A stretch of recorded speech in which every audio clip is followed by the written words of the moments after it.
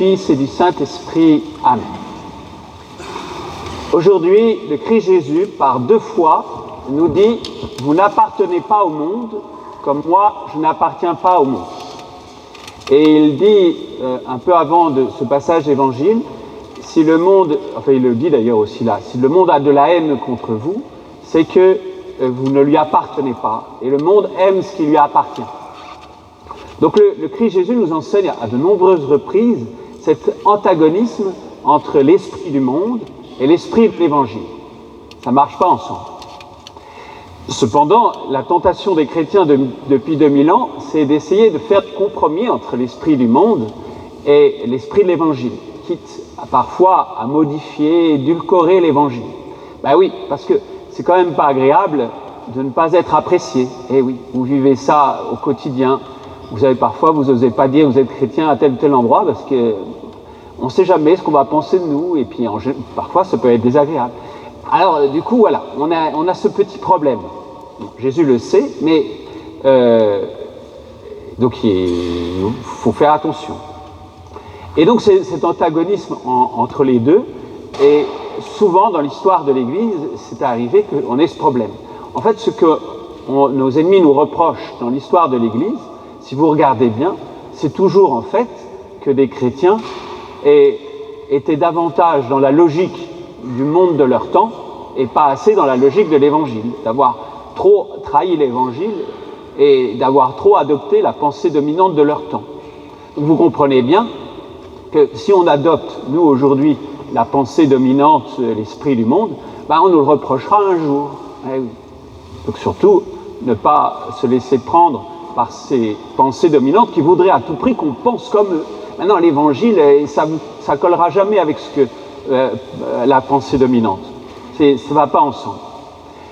Alors, donc, c'est vraiment un appel à ne pas chercher inconsciemment, souvent, à tellement adapter l'Évangile au monde que c'est comme du vin dans lequel on a mis plein d'eau, quoi. Ça n'a plus de goût. Enfin, ça ne se fait pas ici de mettre dans les bons vins qu'on a maintenant, ou alors du sel qui n'a plus de goût. Vous voyez, ça ne sert à rien. Et c'est ça le danger, c'est qu'on perde notre goût, que l'Évangile perde son goût à force de le modifier. Tiens, je dis bonjour à des gens que je n'avais pas vus. Ah mais oui, ils sont tout un groupe là. Alors, je n'ai pas vu. Ce sont des anciens paroissiens qui viennent donc de très loin. Alors, donc où est-ce que j'en étais du coup? Voilà, donc il faut garder du goût. Alors, comment ne pas se faire avoir, même inconsciemment? D'abord, il faut prendre le temps de penser. Parce que si vous pensez, vous prenez le temps de réfléchir, vous allez prendre du recul par rapport aux pensées dominantes qui sont à la mode et qui seront bientôt démodées. Hein. Dites-vous toujours qu'une pensée dominante qui s'impose un jour ou l'autre, elle paraîtra ridicule, voire horrible. Parce qu'elle change. Seul l'Évangile ne se passe pas. Le Christ a dit, ce monde passera, mais mes paroles ne passeront pas. Seul l'Évangile ne sera jamais démodé. Il sera toujours une parole puissante pour maintenant. Alors, donc, je disais que si on ne veut pas transformer l'Évangile et l'édulcorer, il faut prendre le temps de penser, mais surtout, il faut accepter d'être méprisé, ignoré, compté pour rien. Comme le Christ. Et notre maître, le Christ, est celui qui toute sa vie nous a montré le chemin, de celui qui était ignoré, méprisé, compté pour rien. Ou comme dit le prophète Isaïe en parlant du Christ, voilà, objet de mépris, nous n'en faisions aucun cas. Voilà le chemin que Christ nous a montré. Et s'il nous montre ce chemin, c'est parce qu'il nous dit, sur ce chemin où tu acceptes d'être méprisé, ignoré, compté pour rien, tu vas trouver un chemin vers l'union à Dieu. Donc pour nous, l'enjeu, accepter d'être méprisé, ignoré, compté pour rien, c'est pas seulement du coup d'être fidèle à l'Évangile, parce que pour éviter de déplaire, on va trahir un petit peu l'Évangile, mais c'est aussi parce que ce chemin nous permet de nous unir à Dieu. Le Christ dit aussi, c'est dans les Béatitudes, « Heureux êtes-vous si l'on dit faussement du mal contre vous à cause de moi, c'est ainsi qu'on a traité les prophètes.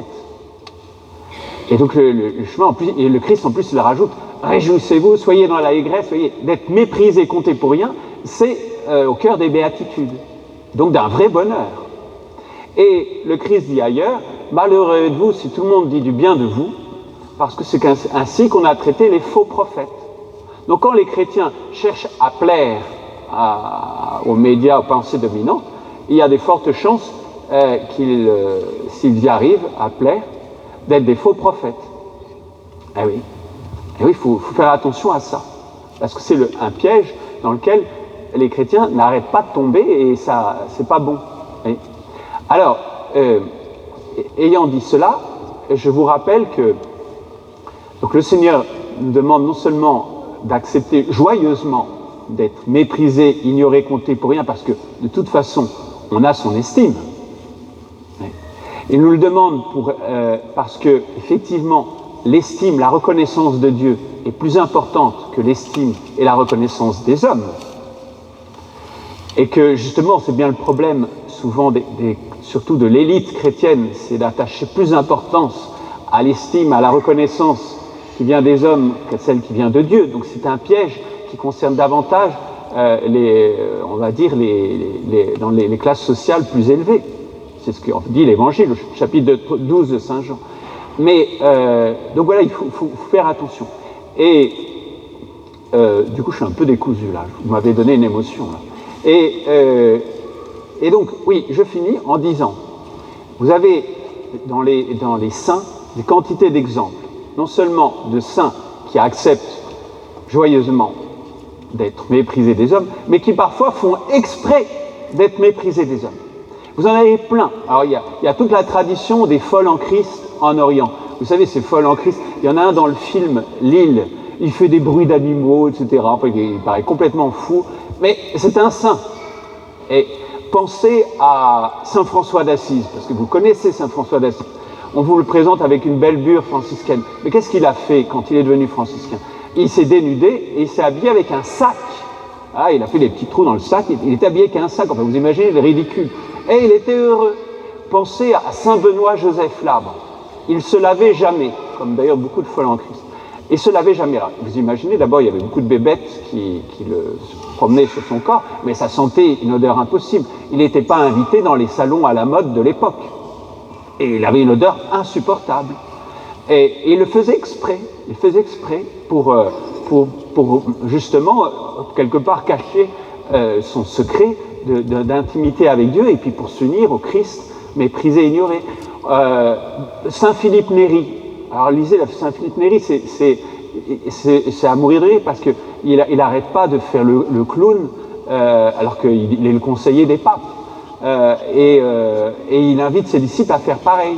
C'est une espèce de liberté à partir du moment où on est libéré du regard des hommes, que vivant sous le regard de Dieu, on est heureux d'être méprisé, ignoré, compté pour rien, parce que fidèle au Christ qui nous aime. Amen.